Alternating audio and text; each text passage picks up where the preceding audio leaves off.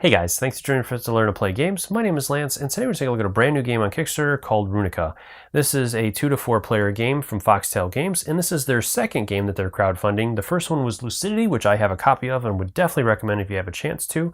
But this is a 2 to 4 player game that takes roughly an hour to an hour and a half to play, and is a competitive game, so each player is going to be working against the other players to get the most points and be the overall winner at the end of the game. So in the game itself, each player is going to be playing a student that is part of this magical school that is teaching runic magic, that they're going to use the different elements to cast runic spells, and the player that does this the most effectively and has the most points at the end of the game will be the overall winner. So my opinions on this one, I had a really good time with this one and would definitely recommend it, especially to families and light to medium gaming groups. I think that this would be an excellent game to add to your collection, especially if you like dice games, as this is not a dice chucker. It's more about how you use the dice versus what you roll on the dice. There's a lot of different strategy elements to this one, being able to get different runic cards that will have different abilities on them. You can use once per round or once and then discarding the card, as well as having master abilities and even having the teachers that you can go to for help. So there's a lot of different ways that you can approach your turn and the different things you can do within your turn, as you guys are going to see in the video. So I definitely recommend it. I definitely felt like there was plenty of strategy elements and a lot of replayability with this one too. Like I said, I really enjoy the style that the designer has with this, both the art style and the way that he designs his games. I love dice games, and I really like the way that he takes this and makes it beyond just about chucking the dice. So like I said, I would definitely recommend checking this one out if you guys get a chance to, but of course these are just my opinions. I'd love to hear yours as well. Or is this one that you're looking at backing or have backed? Also with this, as of recording this video, he has not funded yet, so if this is something that sounds interesting to you, please go ahead and swing by that Kickstarter and pledge for your copy of this game, as he really does need your help in order to bring this game to production and to life, basically. And like I said, I would recommend it. I had a really good time with it, and I really hope that it gets funded. I can't wait to get my copy of this. One other important note with this is that all the different materials that I'm going to be using in this video are prototype materials, and the dice are actually from his first game, Lucidity, so the symbols on them are going to be different when you get the production copy, as long as it funds. So of course, if you like these videos, if you enjoy what I do, also consider that like button and subscribing to my channel, as it really does help me to continue to grow and be able to bring these games and videos to you guys. And if you want to stay up to date on all my videos, also consider ringing that bell so you get notifications anytime I release new content. So let's head to the table and I'll show you what this one's all about. So let's go ahead and start off with the player board itself. So first off, you're going to receive 4 player tokens, and throughout the game you're going to try to give these tokens to each of the 4 different teachers. And when you do, then you'll get a certificate of merit, which will get you prestige points. Then we have a location for the stored elemental dice that you'll get during the turn. You'll draft those and place them here. And on this side we have the spell grid with the 4 different elemental symbols on a disc that will rotate around as you manipulate your area. And then you'll place your dice within that grid. So let's take a look at an example of this. Let's go ahead and say during the drafting phase that our player had drafted these 4 dice. So during his turn or the drafting phase, he can choose to roll these dice and then get these symbols on them. And again, these symbols are going to change for the game itself. These are just prototypes from a different game that he made originally. So from there, once you have your symbols, then you can place them in the grid based on the location of that color. So for example, with the green, you can place it on any of these 4 spots here because we have the green on the top here.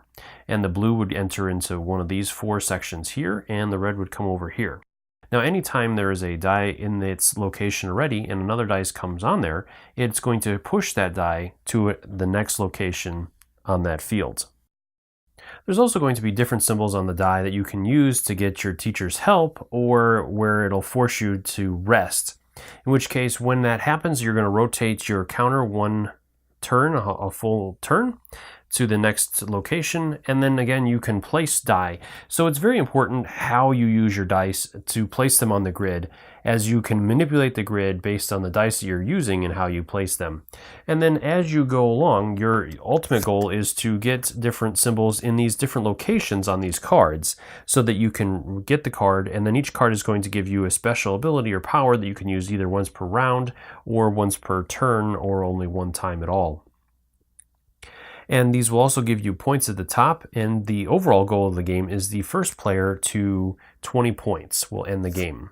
So let's look at another example of that. Let's go ahead and say that we're trying to get this one here. So let's go ahead and rotate our wheel back, And so during our turn, we have to match up 4 different color, or 4 the same color in those different areas. So since we have 2 blue die, let's go ahead and place those on these corners matching up with the blue.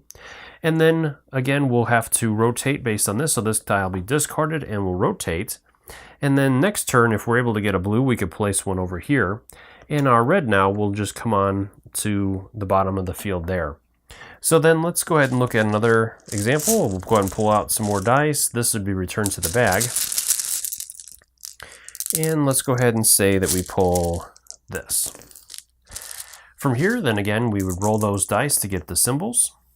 And that works out really well for us. So we can place the one here and then spend our one here to rotate again. And then place this one over here. From there, then we also have this one here, so we'll go ahead and place that there and push that guy up as well. And then at the end of the rounds, then we can cash in our symbols here. So we have 3 ones there, so we'll get 3 points for that as we do it. And then we will receive this card in our location for completed spells, and then these will all be returned to the bag. And like I said, that'll continue going with players taking their turns and trying to get different cards and different abilities and maximizing the way that they use their dice within their grid as well. So there's a lot of strategies to this. It's not as much about what you're rolling on the dice, but how you're going to use those symbols once you have them. So moving over to the cards, we have the 4 different teachers for the 4 different elements, which are earth, wind, water, and fire.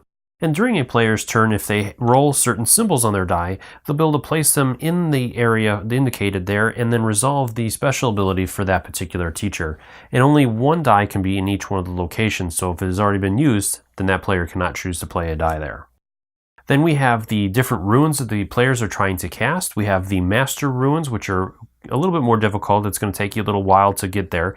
And each of these is going to have locations for the color of the die that you need to have in there, as well as locations where you cannot have that color die. You can have any other color, but that color. So in all of these spots here, you cannot have any yellow die in there. Then we have the regular runes at the bottom here. And again, each one of these is going to give you a point value in prestige points at the end of the game. And is going to have the different spots where you'll have to place the same color die or the matching color die for those. So we have the different elementals. So this one will have to be wind or water, and these can be any symbol, but it has to be all of the same. So this one can be all 4 fire or all 4 water, as you guys already saw. And then each one of these will have a special effect, whether it's to discard it at the end of the turn to resolve the effect or a once per round effect. So the last thing I want to do is take you through a couple turns. So first off, we're going to choose one of our players to be the starting player for this game. So I'm going to go ahead and have our blue player start us off. And then based on the number of players, so we're playing a 2-player game, our starting player will draw a number of dice from the bag. So with this being a 2-player game, we're going to draw 8 dice from the bag. So there's 3, 6, and 8. From there, starting with our starting player, each player is going to take turns bouncing back and forth, drafting dice from the pool. So our player over here is going to go ahead and start by drafting a green. The player over there will take a yellow. He's going to take another green, yellow, blue, yellow, blue, and red. From there, then it'll move into the player's turns.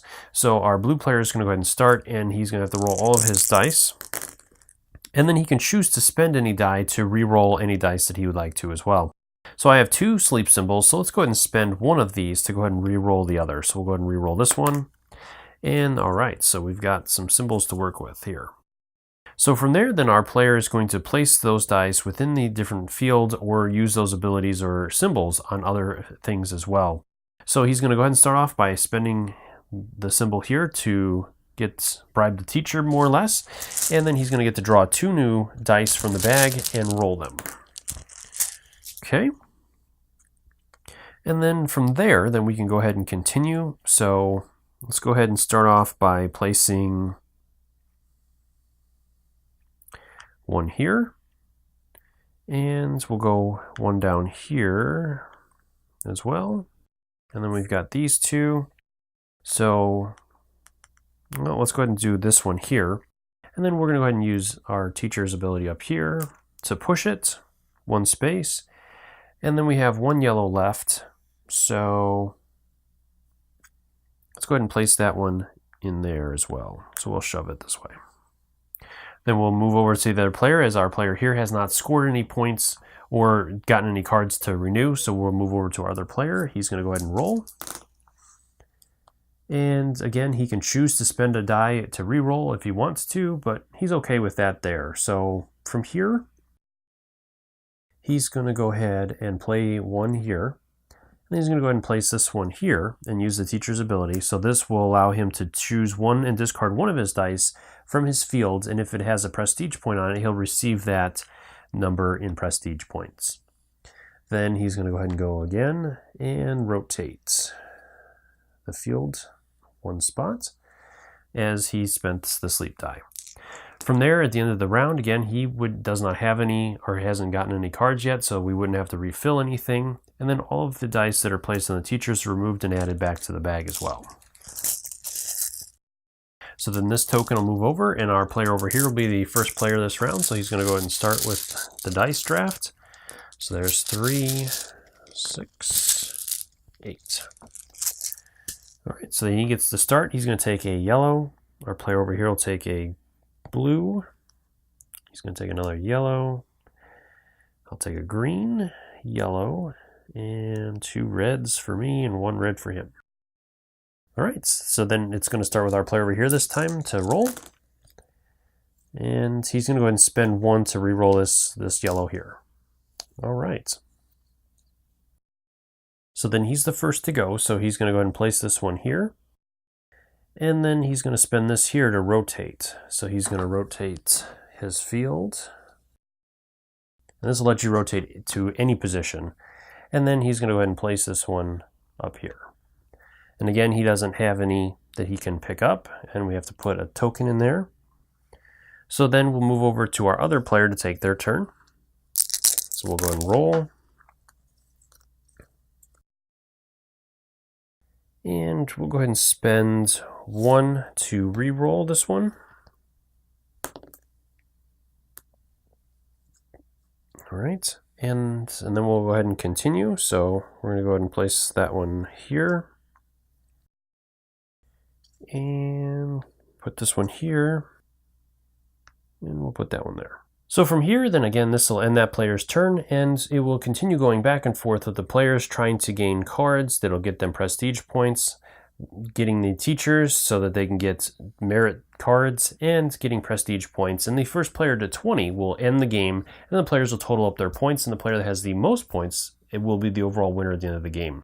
But as you can see, it's very important on placement and being able to manipulate your elemental wheel, doing different things with the teachers. So there's a lot of different strategies involved with this.